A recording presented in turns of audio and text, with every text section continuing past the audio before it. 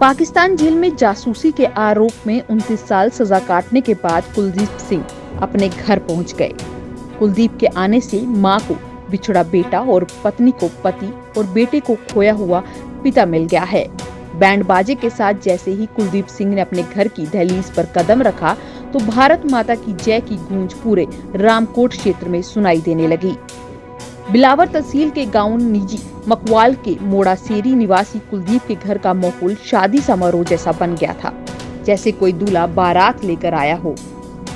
बुजुर्ग मां अपने बेटे को गले लगाकर आंसू बहाती हुई नजर आई तो पत्नी ने पति को हार पहनाया तो उसके आंखों से भी खुशी के आंसू छलक पड़े। बेटा मनमोहन के लिए तो 29 साल के जीवन का सबसे बड़ा दिन था। शादी के कुछ महीने में ही 29 साल की लंबी जुदाई के बाद कुलदीप का अपनी पत्नी से मिलन दृश्य किसी फिल्मी कहानी से कम नहीं था। इतनी लंबी जुदाई के बाद आए कुलदीप का स्वागत करने के लिए पत्नी, माँ, बेटे, भाई और बहनें ही नहीं बल्कि पूरा गांव उमड़ पड़ा। कुलदीप के आगमन से घर का सूना पड़ा आंगन खुशियों से भर गया। गांव के लोग नाचकर खुशी का इजहार करते नजर आए।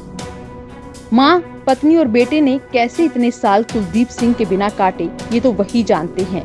हर पल पति के घर लौटने की उम्मीद के साथ पत्नी ने अपनी सुहाग को फिर पा लिया और माँ ने अपने बेटे को, और साथ ही साथ पूरा गांव भी खुश नजर आया।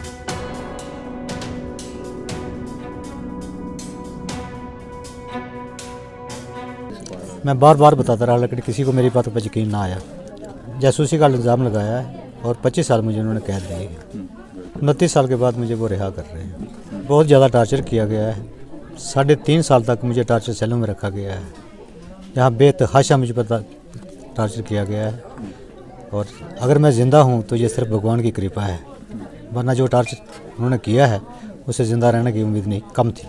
आज मैं बेहद खुश हूँ अपने परिवार में आकर, और यहाँ के लोगों ने जो मेरा स्वागत किया है, इनका प्यार जो मैंने देखा है तो उसे बेहद खुशी है। 25 के करीब हमारे लोग वहाँ पर पड़े हुए हैं, जिनमें के अक्सर लोग जो हैं वो हैं जो अपना मानसिक संतुलन खो बैठे हैं, और कुछ वो लोग हैं जो अलग अलग बीमारियों का शिकार हैं, और कुछ ऐसे हैं कि जो अपनी आखिरी सांसों पे हैं और अभी तक वो रिहा नहीं हो पा रहे हैं। प्रधानमंत्री श्री नरेंद्र मोदी साहब से एक ही अपील करूँगा कि कृपया भगवान के लिए जितनी भी जल्दी हो सकता है उन मुसीबत ज़्यादा लोगों को वापस लाया जाए। ये मेरा सौभाग्य होगा कि मेरी पूरी कोशिश होगी कि मैं जो कुछ भी उनके लिए वापसी के लिए कर पाया तो मैं हमेशा हाज़िर रहूँगा।